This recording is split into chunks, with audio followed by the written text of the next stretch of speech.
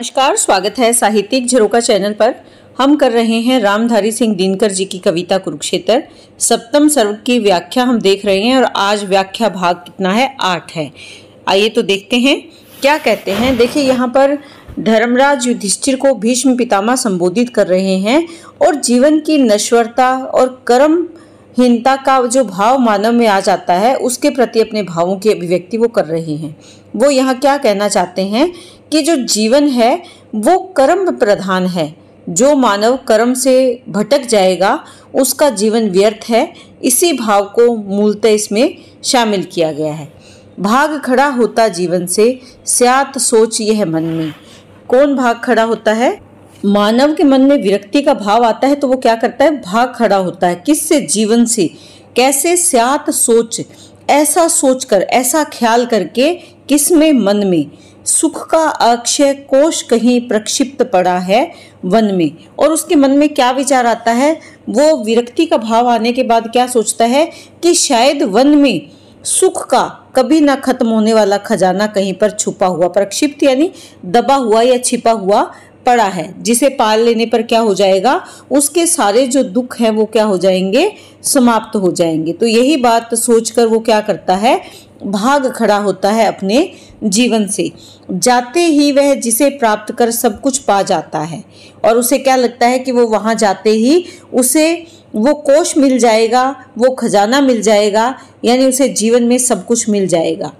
तब गे नहीं छोड़ा कि देह धर फिर न कभी आएगा। और तब ना ही उसे कभी घर छोड़ना पड़ेगा और ना ही देह यानी शरीर को, धर यानी धारण करके उसे फिर कभी इस धरती पर नहीं आना पड़ेगा। कहने का भाव क्या है कि वो जो आत्मा का जाना और आना, जन्म और मरण का जो चक्र है उससे वो मुक्त हो जाएगा।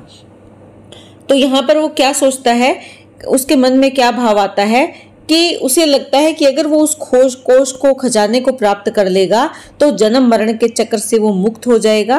कहने का भाव क्या है कि जो मानव है जीवन भर किसी ऐसे शाश्वत सुख, जो कभी न खत्म होने वाला सुख और शांति की तलाश है, उसमें लगा रहता है।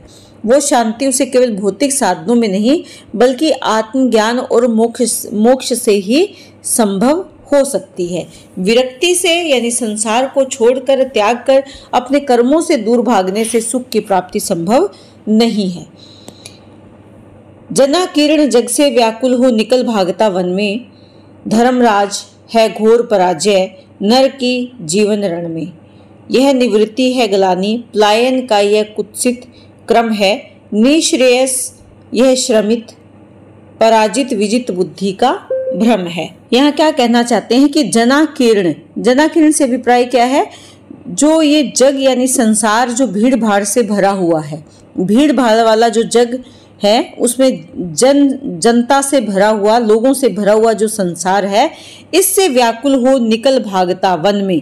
इससे व्याकुल होकर मानव विचलित होकर कहाँ भाग पड़ता है? वन में चले जाने का भाव उसके मन में आता है। धर्मराज लेकिन हे युधिष्ठिर है घोर पराजय नर की जीवन रण में। इस तरह से उसका वन में भाग जाना, विरक्ति के भाव से युक्त हो जाना, ये क्या है? उसकी पराजय है। किसकी? नर की, मानव की जीवन रूपी युद्ध भूमि में। रूपक अलंकार है, ध्यान रखें कि जीवन रूपी युद्ध भूमि से भाग जाना ये उसकी घोर पराजय है। तो यहाँ पर क्या कहते हैं कि विरक्ति का भाव उसकी विजय का भाव नहीं है, उसकी मुक्ति का भाव नहीं, बल्कि उसकी घोर पराजय को दिखाता है, उसकी हार को दिखाता है।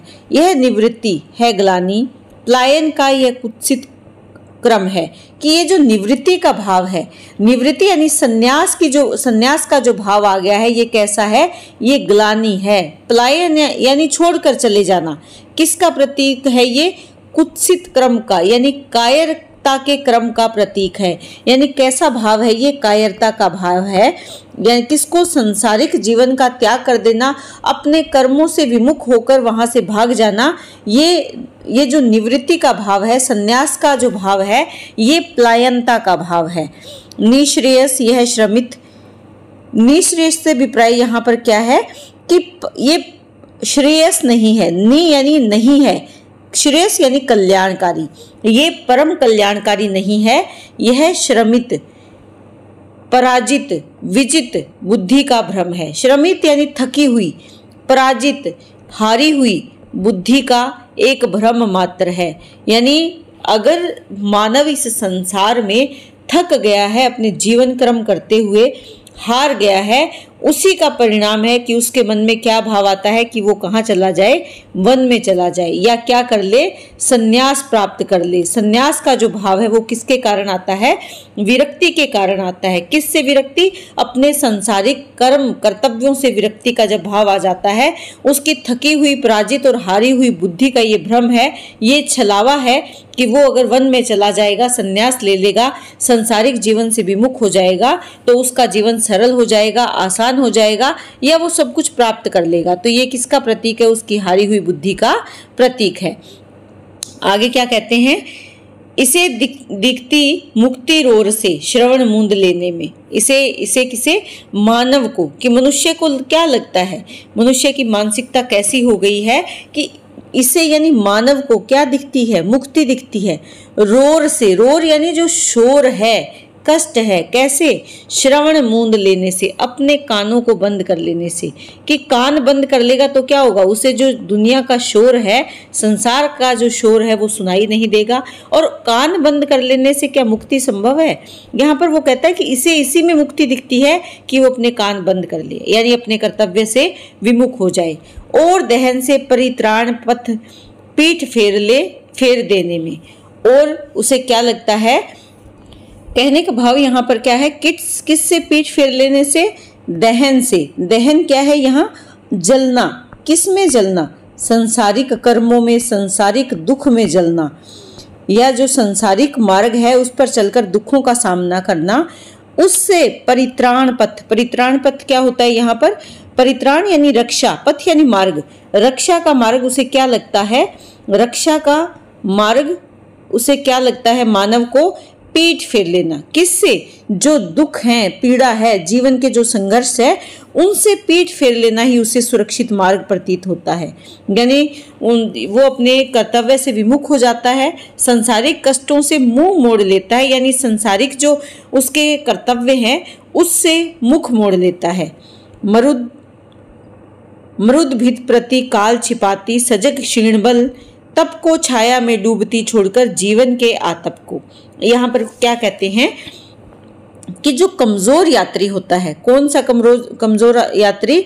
जो मरुभूमि में चलता है, मिट्टी से भरी हुई यानी जलती तपती रेत पर चलता है। प्रतिकाल छिपाती सजग, क्षीण बल यानी कमजोर जो व्यक्ति है, कमजोर बल वाला जो यात्री है, वो यात्री क्या करता है?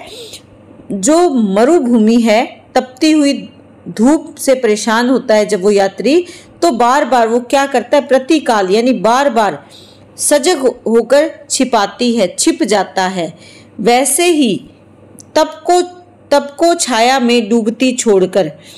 तप क्या है? उसका संघर्ष है, उसके कष्ट हैं, संघर्ष या कष्ट को छाया में डूबती छोड़कर जीवन के आतप को। कहने का भाव यहाँ पर क्या है कि जीवन में जो भी कष्ट हैं, कठिनाइयां हैं, उनको छोड़कर वो क्या करता है? भाग जाता है, छुप जाता है। कहाँ पर? छाया में, यानी निष्क्रिय हो जाता है, शरण लेना चाहता है। कवि के कहने का भाव क्या है कि वो जीवन की कठिनाइयों के मार्ग को छोड़कर, संघर्ष को छोड़कर बिल्कुल उसी प्रकार से छुप जाना चाहता है जैसे कठोर जलती हुई मरुभूमि में या तपती हुई भूमि पर चलने वाला एक कमजोर यात्री है, वो बार बार छाया ढूंढने का प्रयास करता है। तो यहाँ पर आतप यानी जो ताप है, गर्मी है, जीवन की गर्मी से बार बार छाया ढूंढने का प्रयास करता है। तो यहाँ पर कौन सा अलंकार है? रूपक अलंकार है। यहाँ पर ध्यान रखें, रूपक अलंकार है। इसके साथ साथ अगर देखें तो मानवीकरण अलंकार भी है। मुक्त दिखती है, छाया को छिपाती है, ये जो पंक्तियां हैं यहाँ पर कौन सा है? ऐसे लगता है कि मानो वो जीवित है। कौन? मरुभूमि जीवित है, तो ऐसे लगता है। तो यहाँ पर कौन सा अलंकार है? मानवीकरण अलंकार है। कर्म लोक से दूर पलायन, कुंज बसाकर अपना, निरी कल्पना में देखा करती अलभ्य का सपना। जो मानव कर्म लोक में जीना नहीं चाहते, यानी कर्म प्रधान जीवन नहीं जीना चाहते, वो क्या करते हैं? दूर पलायन कुंज बसाकर अपना। दूर पलायन यानी वहां से चले जाना, एक नया कुंज बसा लेते हैं। और वो कुंज कहाँ होता है? निरी कल्पना में, केवल कल्पना लोक में ही। और देखा करती, और क्या देखते हैं? अलभ्य, जो प्राप्त नहीं हो सकता, जो मिल नहीं सकता, उसका सपना। जो कर्महीन मानव है वो क्या करते हैं कि वो कर्म लोक से पलायन कर जाते हैं। कर्तव्य करने में वो विश्वास नहीं करते, उससे विमुख हो जाते हैं, संघर्ष करने से घबराते हैं, डरते हैं। ऐसे में वो वहां से अपना पलायन कर जाते हैं, यानी चले जाते हैं। और अपना कुंज कहाँ बसाते हैं? कल्पना लोक में, यानी केवल कल्पना करते हैं और उस चीज को प्राप्त करने का सपना देखते हैं जो उसे मिलना संभव नहीं है।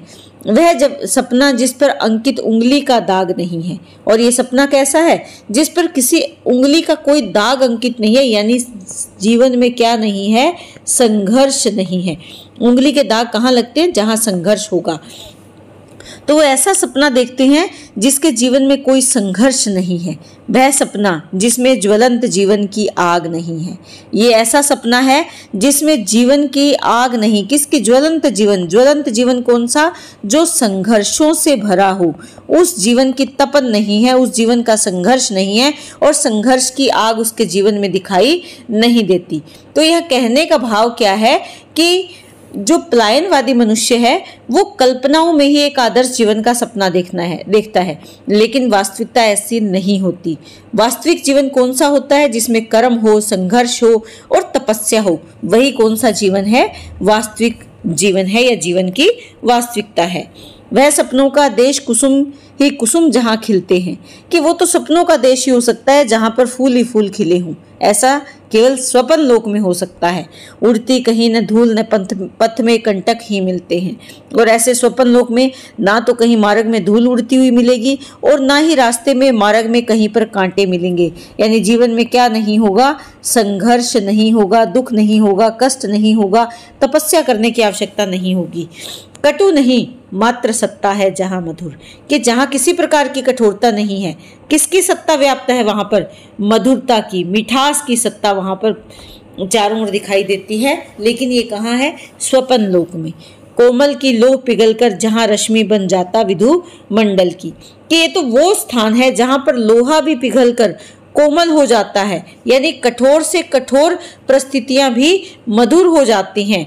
और लोहा जैसे पिघलकर रश्मि बन जाती, किरणें बन जाती, किसकी? चंद्रमा की।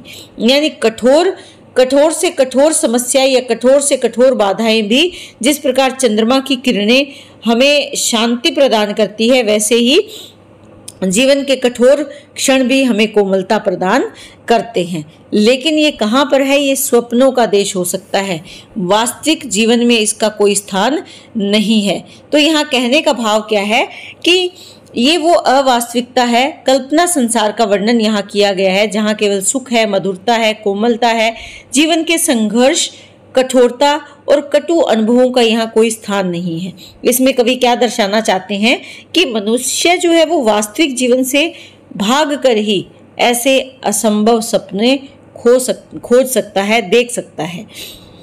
जहाँ मानती हुक्म कल्पना का जीवन धारा है, कि वहां पर जीवन रूपी जो धारा यानी बहता हुआ जीवन या बीतता हुआ जो जीवन है वो केवल कल्पना का हुक्म स्वीकार करती है।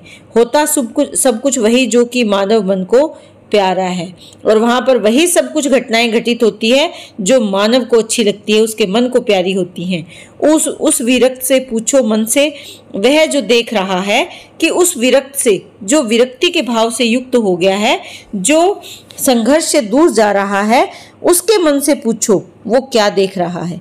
उस कल्पना जनित जग का भू पर अस्तित्व कहाँ है, कि वो जो कल्पना लोक में देख रहा है उसका क्या इस जग में, इस संसार की जो धरती है उस पर अस्तित्व उसका है। प्रश्न कर रहे हैं, क्या सुख से भरे ऐसे संसार का अस्तित्व इस जगत में है, इस भू पर है? ये प्रश्न करते हैं किससे? धर्मराज युधिष्ठिर से। कहाँ विथी है वह सेवित है जो केवल फूलों से, कि कहाँ ऐसी धरती है जो सजी हुई है केवल फूलों से, कहाँ पंथ वह जिस पर छिलते चरण नहीं शूलों से। इस संसार में कौन सा ऐसा रास्ता है जिस पर शूल नहीं, कांटे नहीं, यानी जीवन में संघर्ष नहीं और उन संघर्षों से उसको कष्ट सहन नहीं करने पड़ते। यानी ऐसा कौन सा मार्ग है जिस पर कांटे नहीं और उन कांटों पर चलने वाले यात्री के चरण नहीं छिलते या जख्मी नहीं होते। कहाँ वाटिका वह कि ऐसा कौन सा सुंदर बगीचा है, रहती हो जो सतत प्रफुल्ल हरी, जो हमेशा हरी भरी बनी रहती है। ऐसी कौन सी वाटिका है?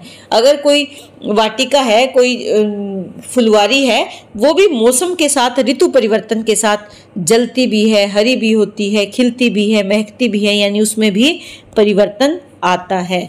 व्योमखंड वह कहाँ कर्मरज जिसमें नहीं भरी है। ऐसा कौन सा आकाश का वो भाग है जहाँ पर कर्मों की धूल तुम्हें उड़ती हुई दिखाई नहीं दे रही है। यानी कहने का भाव क्या है, इस धरा पर, इस धरती पर कोई भी ऐसी जगह नहीं है जो कर्महीन हो, कर्म से रहित हो और दुख या संघर्षों से रहित हो। यानी संसार में ऐसा कोई स्थान नहीं है जहां पर केवल और केवल सुख मिल पाए, संघर्ष करने की आवश्यकता ना हो, केवल कोमल कल्पनाओं से जीवन व्यतीत किया जा सके। ऐसा कोई स्थान इस जग में, इस संसार में नहीं है। वह तो भाग छिपा चिंतन में पीठ फेर कर रण से विदा हो गए, पर क्या इससे दाहक दुख भवन से। कि वह तो जो कर्महीन मानव है वो तो पीठ फेर कर, अपनी चिंताओं को छिपाकर, अपने चिंतन, अपने विचारों को छिपाकर पीठ फेर कर रण से, इस जीवन रूपी रणभूमि से भाग खड़ा हुआ। उसने पीठ फेर ली अपने कर्म से, अपने कर्तव्य से, और इस जीवन रूपी रणभूमि से भाग खड़ा हुआ। विदा हो गए, पर क्या इससे, लेकिन उसके जाने से क्या चले गए जो दाहक दुख इस भुवन में, यानी इस जगत में, इस संसार में, इस पृथ्वी पर जो दुख थे, क्या उस मानव मात्र के जाने से वो दुख समाप्त हो गए? और कहें क्या स्वयं उसे कर्तव्य नहीं करना है, नहीं कमाकर सही भीख से क्या न उदर भरना है? और क्या कहें, क्या उसे अपना कोई कर्तव्य पूरा नहीं करना? माना कि वो कमा नहीं सकता, संघर्ष नहीं कर सकता, लेकिन पेट तो भरना है, चाहे भीख मांगकर ही क्यों ना भरी जाए। ऐसा कर्म भी उसे करना ही होगा। कहने का भाव क्या है कि जिस मानव ने इस संसार में जन्म लिया है वो इस संसार के अपने कर्तव्यों से पीठ फेर कर भाग नहीं सकता, उनसे विमुख नहीं हो सकता। उसे अपने छोटे बड़े जिस भी प्रकार के उसके कर्तव्य हैं वो उसको पूरे करने ही होंगे। अपने कर्तव्यों से वो किसी भी प्रकार से विमुख नहीं हो सकता। तो यहाँ पर क्या कहना चाहते हैं कि कहने का भाव है कि जो मानव इस संसार में आया है उसे अपने कर्तव्य पूर्ण करने ही होंगे। कर्मों से भागने से संसार के दुख समाप्त नहीं हो सकते। कर्म भूमि है निखिल महितल, जब तक नर की काया तब तक है जीवन के अणु अणु में कर्तव्य समाया। कि जब तक नर के पास उसकी काया है, उसका क्या है, शरीर है, तब तक क्या है, कर्म भूमि है। कर्म भूमि यानी उसे कर्तव्य करना ही। और ये कर्तव्य कब करना होगा, जब इस संपूर्ण धरा पर, महितल यानी जो धरातल है, इस धरातल पर जब तक मानव अपने शरीर के साथ है तब तक यही उसकी क्या है, कर्म भूमि है। तब तक है जीवन के अणु अणु में कर्तव्य समाया, यानी तब तक उसके जीवन के प्रत्येक क्षण में उसका कर्तव्य समाया हुआ है, वो अपने कर्तव्य से विमुख नहीं हो सकता। क्रिया धर्म को छोड़ मनुष्य कैसे निज सुख पाएगा, कि अपने कर्तव्य को छोड़कर उसका क्या है, धर्म क्या है, कर्म। कि कर्म का जो उसका मूल धर्म है उसको छोड़कर मनुष्य कैसे व्यक्तिगत सुख को प्राप्त कर सकता है। कर्म रहेगा साथ भाग वह जहाँ कहीं जाएगा। उसका जो कर्तव्य का भाव है, कर्म है, वो हमेशा उसके साथ रहेगा। वो चाहे इस संसार में भाग कर किसी भी कोने में चला जाए, उसे तब तक मुक्ति नहीं मिल सकती जब तक कि वो अपनी नर की काया की या शरीर का त्याग ना कर दे। जब तक वो शरीर है तब तक कर्म उसके साथ जुड़ा हुआ है, उसे कर्म करना ही होगा, क्योंकि कर्म जो है वो उसके प्रत्येक जीवन के क्षण में समाया हुआ है। जीवन के अणु अणु में, यानी जीवन के प्रत्येक क्षण में कर्म समाया हुआ है, तो उसे उसका त्याग नहीं कर सकता। धर्मराज, कर्मठ मनुष्य का पथ संन्यास नहीं है। कि कर्मठ यानी कर्म करने वाले या कर्तव्यनिष्ठ व्यक्ति का जो मार्ग है, जीवन मार्ग है, वो संन्यास नहीं है। नर जिस पर चलता वह मिट्टी है, आकाश नहीं है। यानी मानव जिस पर चलता है वो क्या है? मिट्टी है। मिट्टी का तात्पर्य क्या है? यथार्थ है। आकाश यानी कल्पना नहीं है, कल्पना लोक नहीं है, यथार्थ जीवन वो जीता है। इसीलिए वो उसे क्या करना होगा? उसे कर्म करना ही होगा, अपना कर्तव्य उसे पूरा करना ही होगा। क्यों? क्योंकि मानव जिस धरातल पर जीता है वो धरातल क्या है? यथार्थ है। जीवन यथार्थ है, सत्य है। जीवन में संघर्ष है, कठिनाइयां हैं, दुख है, सुख है, यही जीवन का यथार्थ है, कल्पना नहीं है, यानी आकाश नहीं है। ग्रहण कर रहे जिसे आज तुम निर्वेदाकुल मन से, कि निर्वेद से व्याकुल जो तुम्हारा मन है, दुख से व्याकुल, संसारिक विरक्ति से व्याकुल जो तुम्हारा मन है, उससे तुम जिस भाव को आज अनुभव कर रहे हो, ग्रहण कर रहे हो, कर्म न्यास वह तुम्हें दूर ले जाएगा जीवन से। वो तुम्हारा भाव, कर्म न्यास होता है रखना, पास रखना या साथ लेना, जिसको कि तुम्हारा ये जो कर्म का भाव है ये क्या है? ये जो नियम, कर्म का जो तुमने ये नियम बनाया है, ये तुम्हें दूर ले जाएगा। किससे? जीवन से। कि तुम अपने कर्तव्य से विमुख हो जाओगे। तुम अपने जीवन में जो ये कर्म भाव स्थापित कर रहे हो, कौन सा? व्याकुलता के कारण विरक्ति का जो भाव आ रहा है, ये विरक्ति का भाव तुम्हें जीवन से दूर ले जाएगा। यानी तुम इस अपने जीवन पथ से भटक जाओगे, जीवन की वास्तविकता से तुम भटक जाओगे। दीपक का निर्वाण बड़ा कुछ श्रेय नहीं जीवन का। यहाँ पर दीपक के माध्यम से वो बताना चाहते हैं कि दीपक का निर्वाण होता है बुझ जाना। दीपक का जब जलना बंद हो जाता है यानी निर्वाण हो जाता है, बड़ा कुछ श्रेय नहीं जीवन का, कि ये कोई जीवन का लक्ष्य नहीं है। जीवन का समाप्त हो जाना ही जीवन का लक्ष्य नहीं है। बिल्कुल वैसे ही दीपक का निर्वाण यानी दीपक का बुझ जाना, जीवन रूपी दीपक का बुझ जाना या समाप्त हो जाना या उसका निर्वाण हो जाना, शून्यता में चले जाना ही जीवन का लक्ष्य नहीं है, यही श्रेष्ठ नहीं है। सद्धर्म दीप्त रख उसको हरना तिमिर भुवन का। सद्धर्म, सद्धर्म यानी सत्य, सत्य, न्याय और धर्म पर आधारित जो जीवन है, उसका कर्तव्य क्या है?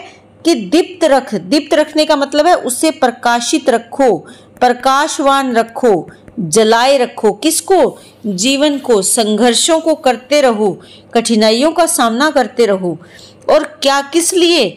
हरना, हरने का मतलब है दूर करना। तिमिर यानी अंधकार, भुवन यानी धरा या पृथ्वी के अंधकार को दूर करना ही सद्धर्म है। यानी जीवन का मूल धर्म सत्य, न्याय और धर्म के मार्ग पर चलते हुए संसार से अंधकार रूपी जो अन्याय है उसका विनाश करना ही मूल कर्तव्य है। भ्रमा रही तुमको विरक्ति जो, कि विरक्ति का जो भाव तुम्हें भ्रमित कर रहा है, भटका रहा है, वह अस्वस्थ अबल है।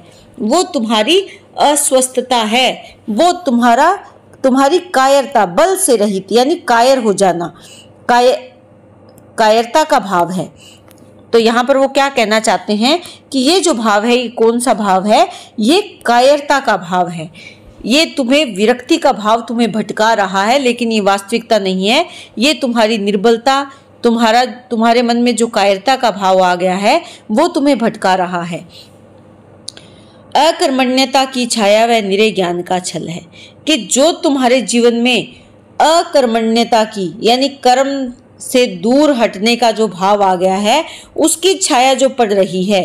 अकर्मण्य यानी कर्म ना करना, अपने आप को कर्म से दूर कर लेना, यानी अकर्मण्यता का जो छाया से अभिप्राय क्या है कि भाव आ गया है, वह निरे ज्ञान का छल है।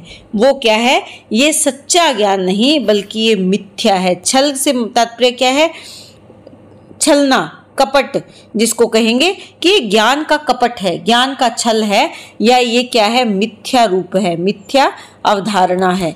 तो कहने का भाव क्या है? लेखक क्या कहना चाहता है कि जीवन का उद्देश्य केवल संसार से भागना या विरक्ति धारण करना नहीं, बल्कि धर्म के प्रकाश को फैलाकर अंधकार को समाप्त करना, इस धरा पर, इस भूमि पर सच्चे ज्ञान का प्रचार प्रसार करना। और वही व्यक्ति जो कर्म और धर्म से जुड़ा हो, वही इस सच्चे ज्ञान को इस संसार में फैला सकता है, ना कि पलायन करने वाला और अकर्मण्यता के भाव से युक्त व्यक्ति इस ज्ञान का प्रचार प्रसार नहीं कर सकता। बचो युधिष्ठिर, कहीं डुबो दे तुम्हें नेह चिंतन में, निष्क्रियता का धूम भयानक भर न जाए जीवन में। यह विरक्ति निष्कर्म बुद्धि की ऐसी श्रिप लहर है, एक बार जो उड़ा लौट सका न पुनः वह घर है। तो यहाँ कहने का भाव है, कवि क्या कहते हैं, यहाँ पर युधिष्ठिर को संबोधित किया जा रहा है किसके माध्यम से, भीष्म पितामह के माध्यम से, कि बचो यानी सावधान रहो, कहीं डुबो दे तुम्हें न यह चिंतन में। न यह यानी ये अलग अलग है, यहाँ पर न यह कि ये जो तुम्हारे मन में भाव आ गया है, गहरे चिंतन और विरक्ति का जो भाव आ गया है, कहीं ये तुम्हें डुबो न दे। न यह चिंतन में कि ये तुम्हें कौन सा भाव, जो विरक्ति का भाव आ गया है, विरक्ति का जो भाव आ गया है, ये भाव कहीं तुम्हें गहरे चिंतन में डुबो ना दे, निष्क्रियता में डुबो ना दे। निष्क्रियता का धूम भयानक भर न जाए जीवन में। धूम यानी धुआं, अंधकार, कि कहीं निष्क्रियता का, निष्काम भाव का जो विचार है, कहीं वो तुम्हारे जीवन उस धुएं में डूब ना जाए, यानी अंधकार पैदा ना कर दे। कहने का भाव क्या है कि निष्क्रियता का भाव जो है वो क्या है, वो भयानक है और उसका आ जाना जीवन को अंधकार से भर देने के समान है। यह विरक्ति, ये जो विरक्ति का भाव है, ये निष्कर्म यानी कर्म ना करने वाली बुद्धि की ऐसी तीखी तेज लहर है, एक बार जो उड़ा और जो एक बार इसमें बह गया, जो उड़ा ले गया, लौट सका न पुनः वह घर है। जो निष्काम भाव से युक्त हो जाता है, ऐसी बुद्धि वापस कभी अपने घर लौटकर नहीं आती। यानी वो व्यक्ति जो विरक्त हो जाता है, निष्कर्म बुद्धि से युक्त हो जाता है, वो इस लहर में बह जाता है और वापस कभी लौटकर वो नहीं आता, यानी कर्तव्य से विमुख हो जाता है, अपने कर्तव्य को वो पहचान ही नहीं पाता। तो आज के लिए इतना ही। बहुत बहुत धन्यवाद। इसी तरह चैनल से जुड़े रहें।